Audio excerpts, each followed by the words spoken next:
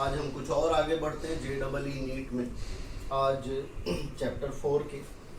अब देखिए यहाँ पर हम जो करने वाले हैं, आज प्रोजेक्टाइल से रिलेटेड कुछ प्रॉब्लम्स करते हैं। ठीक है दोस्तों, बहुत ही अच्छा टॉपिक है। अब इसमें पहले हमको कुछ बेसिक फार्मूलाज याद होने चाहिए। उसमें से पहला है रेंज का formula, v0² sin 2 theta by g, ये हमको याद होना चाहिए। फिर दूसरा time of flight 2u sin theta by g, ये हमको याद होना चाहिए। h = v0² sin² theta by 2g, ये हमको याद होनी चाहिए। अगर हमें ये फॉर्मूलाज नहीं आते,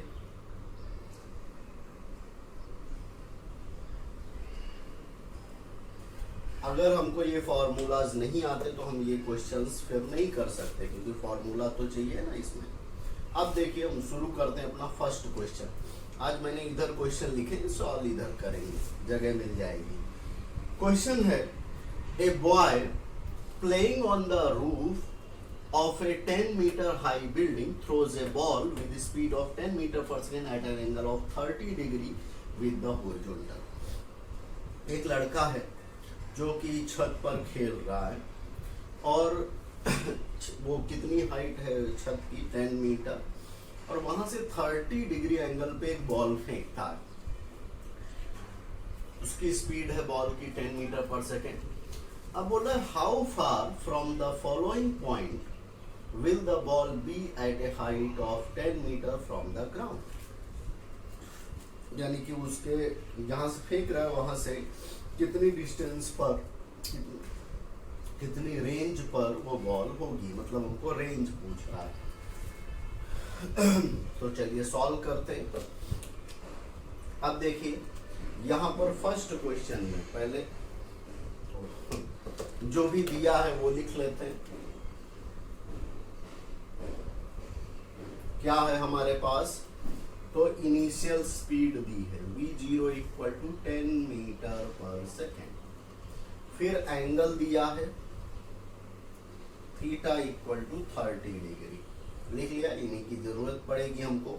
अब हमारा फॉर्मूला होता है रेंज का, r =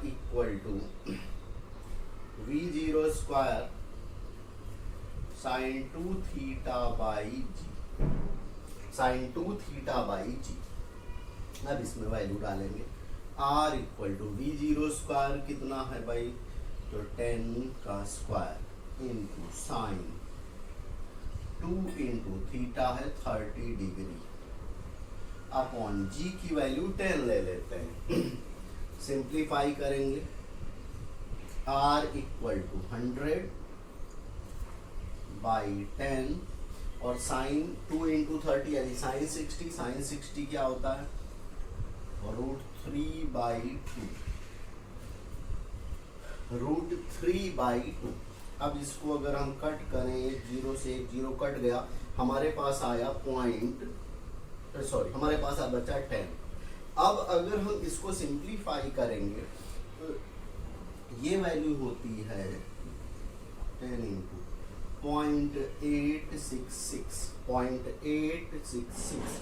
अगर हम 10 से मल्टीप्लाई कर दें तो r की वैल्यू आ जाएगी 8.66 मीटर। तो ये हुई उसकी रेंज, इतनी दूर तक जाएगा। नेक्स्ट क्वेश्चन है इसी में अब हमारा, देख लेते हैं। सेकंड क्वेश्चन लिखा है, projectile can have the same range r for 2 angles of projection. एक प्रोजेक्टाइल है, can have the same range r for 2 angles of the projection, जिसके पास हो सकते हैं दो सेम रेंज किसी एंगल के लिए, फॉर 2 एंगल्स ऑफ, 2 एंगल के लिए सेम रेंज हो सकते हैं। फिर बोल रहा है, if t1 t2 be the times of flight in the 2 cases then t1 t2 proportional to what. t1 t2 किसके प्रोपोर्शनल होंगे, हमको ये बोल रहा है। देख लेते हैं। अब देखिए यहाँ पर जो केस है हम ऐसा कंसीडर करते हैं, सेकेंड नंबर, हम ये एज्यूम कर रहे हैं कि इसमें एक एंगल है थीटा और दूसरा एंगल ऑफ प्रोजेक्शन है 90 - थीटा। ठीक है, उनके लिए हम काम करते हैं। तो यहाँ पर एक T1 T2 है तो हमने मान लिया T1। अब T का formula 2u sin theta by g, 2u sin theta by g, या फिर 2v0, तो ये हो जाएगा 2v0 sin थीटा बाई जी। एक एंगल हमने थीटा माना था उसके लिए। T2 क्या हो जाएगा यहाँ पर 2v0 sin 90 minus theta by g, 90 minus theta by g. तो ये हमको दो वैल्यूज मिल गई। अब यहाँ हमारे क्वेश्चन में लिखा था ऐसा कि हमको यहाँ पर T1 T2 का प्रोपोर्शनल देखना है, तो चलिए देख लेते हैं। अच्छा, इसको हम एक स्टेप और बढ़ा लेते हैं आगे। T2 equal to 2v0 sin 90 minus theta cos theta by g, ऐसे लिख सकते हैं, लिख दिया। अब now T1 T2 equal to, multiply में T1 की वैल्यू लिखो 2v0 sin theta by g into T2 की value 2v0 cos theta by g. अब यहाँ पर हम आपको एक फॉर्मूला याद होगा, sin 2 theta equal to 2 sin theta cos theta, 2 sin theta cos theta, वही हम यहाँ पर अप्लाई कर देते हैं। तो देखिए T1 T2 इक्वल टू, एक 2 तो रखेंगे, 2 रख लिया, ये v0 ये v0, v0 स्क्वायर हो गया। अब यहाँ का एक 2 sin थीटा cos थीटा बन जाएगा sin 2 theta by g square by g square. अब देखिए, या फिर हम इसको, अब देखो यहाँ पर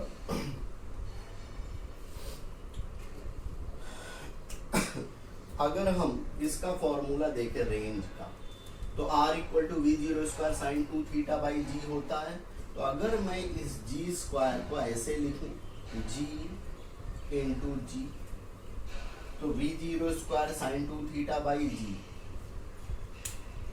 v0 square sine 2 theta by g क्या बन जाएगा, r बन जाएगा। तो हमारा फॉर्मूला क्या होगा 2r by ji, 2r by जी। अगर हम प्रोपोर्शनलिटी की बात करें तो 2 और g कांस्टेंट हैं, तो T1 T2 proportional to r, T1 T2 proportional to r। इस तरह से हम ये क्वेश्चन कर सकते हैं। ठीक है दोस्तों, अब आगे बढ़ते हैं नेक्स्ट क्वेश्चन के लिए। अब देखो, इसको हमें मिटाना पड़ेगा, मिटा देते हैं ये सब, जगह मिल जाएगी हमको।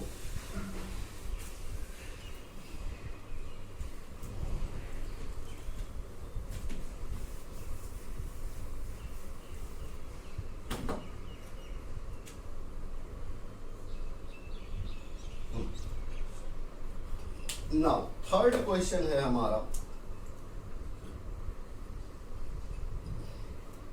a particle is projected at 45 degree angle.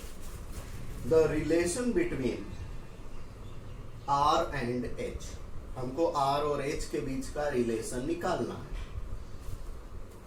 चलिए देखते हैं, दोनों इक्वेशंस लिखी हैं, इनका यूटिलाइज करते हैं।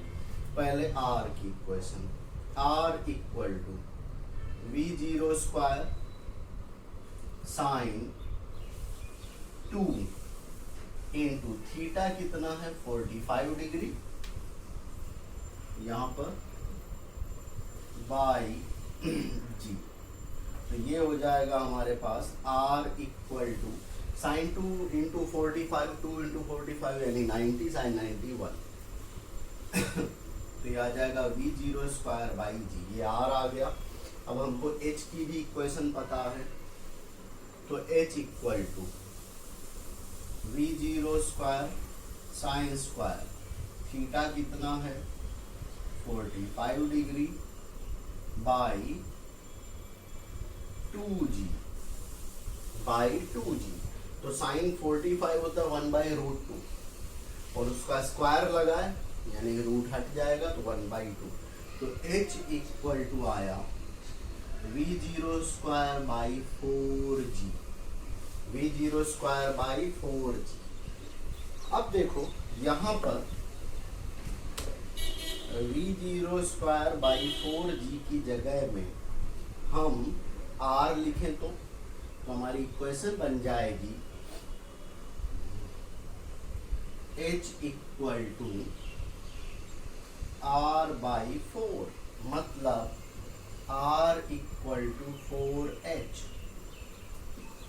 r इक्वल टू 4h आ गया है ना दोस्तों। तो इस तरह से हम ये क्वेश्चंस कर सकते हैं। अब देखिए नेक्स्ट क्वेश्चन है हमारा 4th number.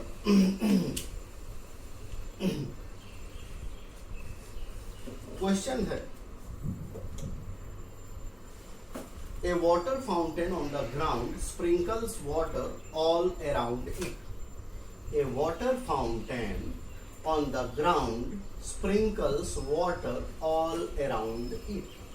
If the speed of the water coming out of the fountain is v, total area around the fountain that gets wet. एक फाउंटेन है जिससे पानी निकल रहा है, हर तरफ जा रहा है।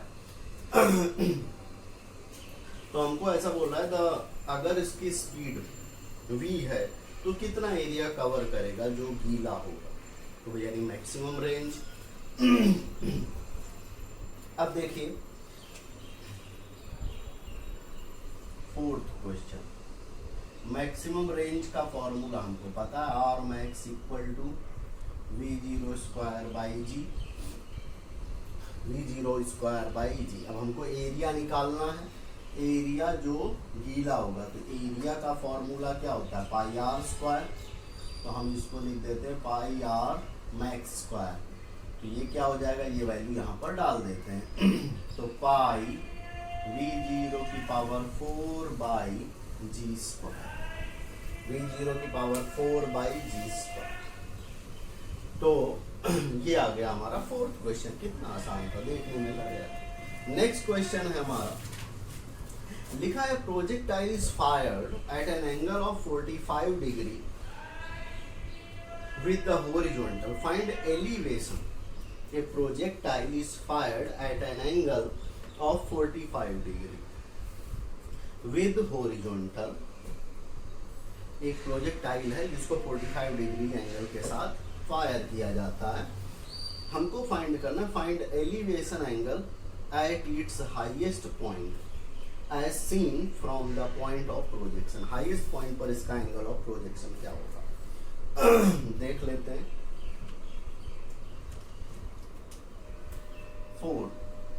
5th क्वेश्चन है, अगर मैं इसका डायग्राम बनाऊं तो ये कुछ इस तरह का आएगा।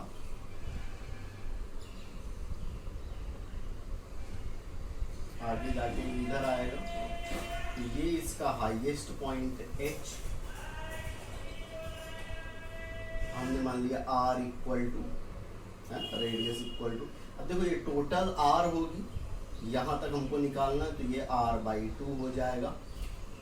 ये फेंका जा रहा है, ये एंगल हमने मान लिया अल्फा, एंगल मान लिया हमने अल्फा, और ये इनिशियली किस एंगल से फेंका गया 45 डिग्री, और यहाँ का जो एंगल बन रहा है हमने मान लिया इधर आने का हाईएस्ट पॉइंट के लिए वो है अल्फा एंगल। अब देखिए ये इसके साथ में 45 डिग्री एंगल बना रहा है ये, और ये बन रहा है अल्फा एंगल यहाँ पर। ठीक है दोस्तों, और थोड़ा सा क्लियर कर लेते हैं। चलिए हमने मान लिया कि हाईएस्ट पॉइंट, देखिए फिर से मैं अलग से बनाता हूँ, ये हमारा प्रोजेक्शन एंगल है 45 डिग्री। अब हमने ये कंसीडर किया कि ये ऐसे जा के हाईएस्ट पॉइंट यहाँ पर आया, तो ये हाईएस्ट पॉइंट पर एंगल ऑफ प्रोजेक्शन क्या होगा, तो यहाँ पर ये हमने मान लिया अल्फा एंगल बन रहा है हाईएस्ट पॉइंट पर। अब देखिए कुछ नहीं, सिंप्लीफाई करेंगे। अब यहाँ पर अगर हम tan अल्फा लगाएं, क्योंकि एंगल ऑफ प्रोजेक्शन फाइंड करना है, तो tan अल्फा क्या होता है, अपोजिट अपॉन बेस। अपोजिट है h, मैक्सिमम हाइट, बेस है r/2, इसका मतलब हो जाएगा ये 2h/r, 2h/r।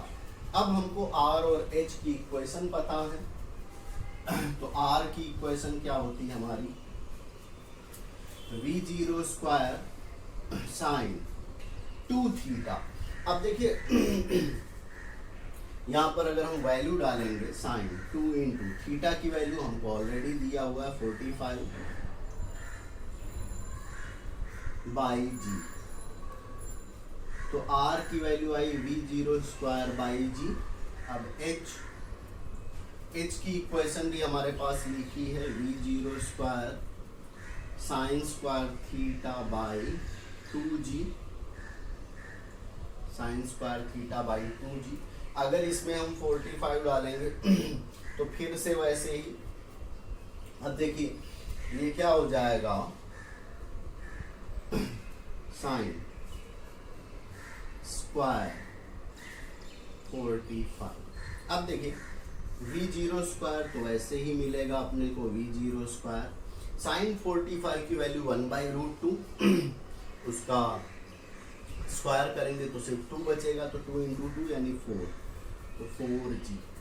ये दोनों वैल्यू उठा के हम अगर यहाँ डालें तो tan alpha equal to 2 into h की वैल्यू है v0 square by 4g upon r, तो r की वैल्यू उल्टी कर देंगे हम, तो g बाई v0 स्क्वायर। अब v0 स्क्वायर कैंसल, एक g से g कैंसल, तो ये बचेगा हमारे पास 2/4। अब 2/4 का मतलब है कट करेंगे तो 1/2, इसका मतलब alpha equal to tan inverse 1/2। ये हमारा आया angle of projection at the highest point. तो दोस्तों ये कुछ क्वेश्चंस थे जो हमने सॉल्व किए, बाकी के लिए मिलते हैं नेक्स्ट लेक्चर में। Thank you.